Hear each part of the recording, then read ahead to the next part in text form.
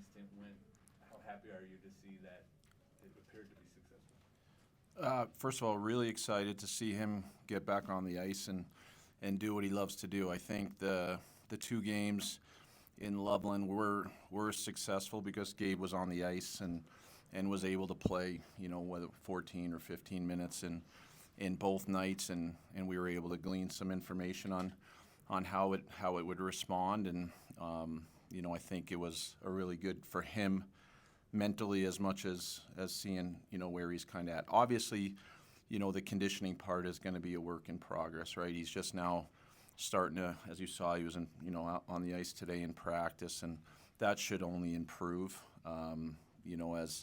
As we dig in, as you guys know, practice time is like gold. The last 6-7 weeks of the season, and I think what that afforded him was some consistent day-to-day ice that we weren't able to give him here, but. I thought it was really good to see him on the ice, obviously, and a successful weekend for sure. Eric, then Jesse. Chris, when you answered questions about Gabe like 2 or 3 days before the trade deadline, you had a quote in there, and it was something along the lines of like, "You guys can see where this is going. He hasn't practiced, and he's not joining practice in the next day or week or whatever." Like, did something change since then, or am I just making too much of that quote? No, I think he wasn't ready to play anytime soon at that point, right? We were still, he wasn't ready to join practice. He certainly wasn't anywhere close to being able to go on a conditioning stint.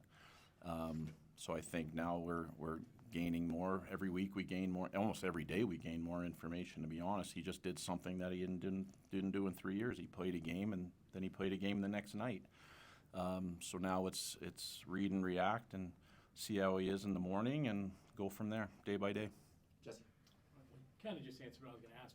Taking it day by day, are you guys feeling confident that you'll be able to see him in this playoffs here? Again, day by day, Jess. It's we're not going to get into whether it's Gabe Landeskog or Parker Kelly or anybody. We're not going to get into day by day lineup decisions on any player. So, but for Gabe, honestly, it is day by day. We're getting information every day to see.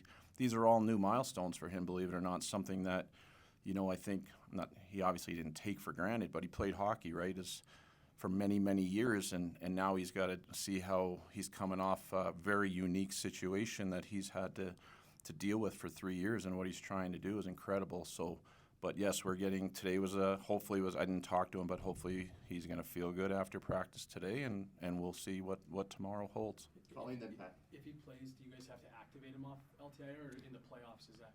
There's paperwork that it would have to be filed, yes. Colleen, then Pat. What does it say to Coach Bednar's abilities to have brought this team from the adversity that he's dealt with all season and 49 different players on his roster to the playoffs? Well, I think how I feel about our coaches, but I think Jared does a great job. I think he's thoroughly prepared. I think he has a good connection with all of our players. I think he's done a great job for many, many years. So in terms of the number of players, I think that's just one of those years where whether we were healthy or somewhat healthy or healthier than what we were this year, I still, I don't think that's sort of how I would gauge, Jared as a coach. Do I think it presented some challenges for our entire staff? I do.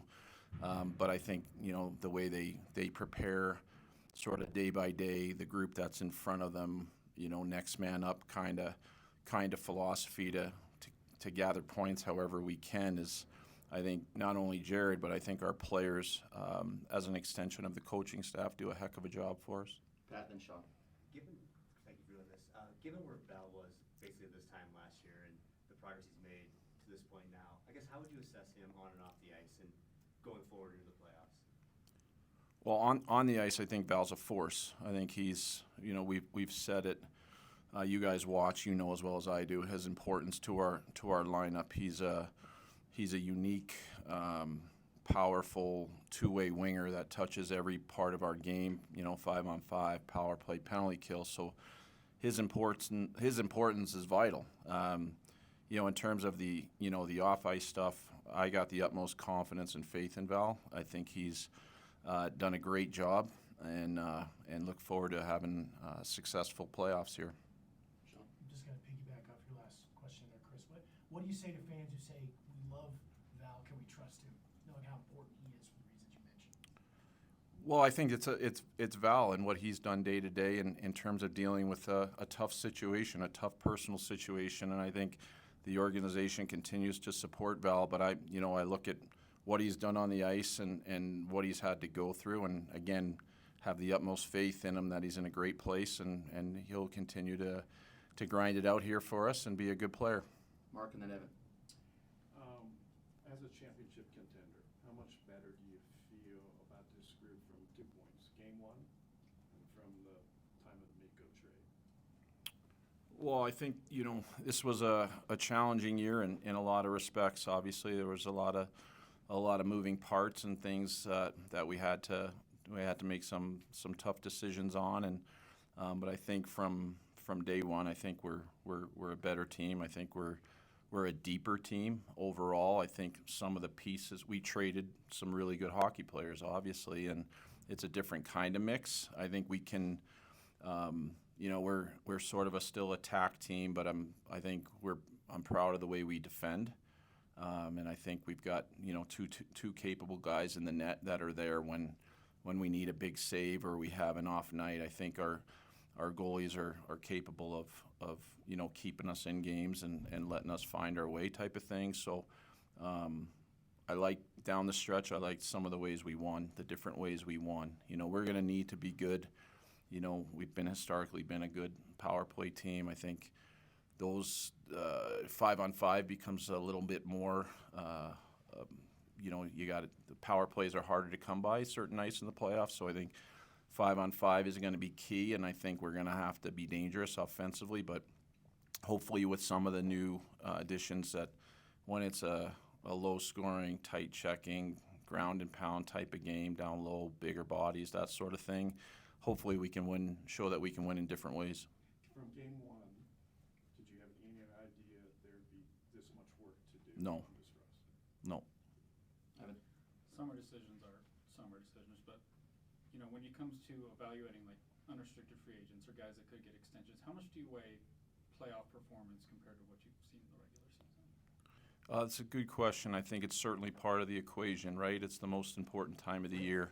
You got to be careful, though. Playoffs can be, you don't want to make big decisions based on, 5 games in the playoffs type of thing. But, we're looking forward to, seeing our guys, assessing all of them, really. You get good information. It's the most exciting time of the year. So we're definitely looking forward to these, to the playoffs starting. That's for sure. Corey. Given all the moves that you've made, and then even with some of the injuries at the end of the year here, you haven't had like your 20 that you won. Leaving Gabe out of it, you still haven't had the 20 that you won even without him for more than like a dozen games or whatever it was. How do you sort of assess that going into this? Like we just don't necessarily know how it's all going to fit together, or if Yeah. it's going to work, right? Yeah, listen, we're not the only team that's had to deal with injuries. Maybe when you do a deep dive and you look at it, maybe this year was a little bit more of a year for the Avalanche to have some injuries. But no, we don't talk about that daily. Bedsy coaches the 18 skaters that are, suiting up, and the 2 goalies, and we go with what we got. You can't stress about that, right? It can be stressful when you're going through it in the muck, but everybody has injuries. Unfortunately, everybody's going to have injuries, battling through. There's very few guys that aren't dealing with something. So for us, it's not something that we feel sorry for ourselves about or anything. Every team has somebody banged up or going to be playing banged up. So it's a results-oriented business. So that's where all the teams are at, I think, heading into this weekend. Got time for a couple more? Jesse?